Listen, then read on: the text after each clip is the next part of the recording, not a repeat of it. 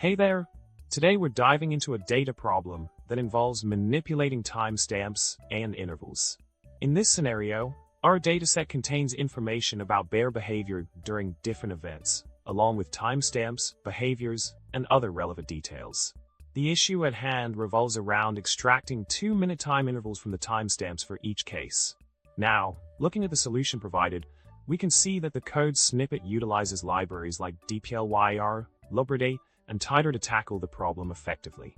By structuring the data, grouping by the event type, arranging timestamps, and then expanding the timestamps in 1-minute intervals, the code ensures that the necessary 2-minute intervals are captured accurately.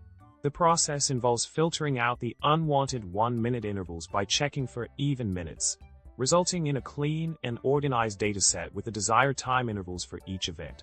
To sum it up, we've successfully addressed the timestamp interval issue in our dataset by implementing a structured approach using our libraries.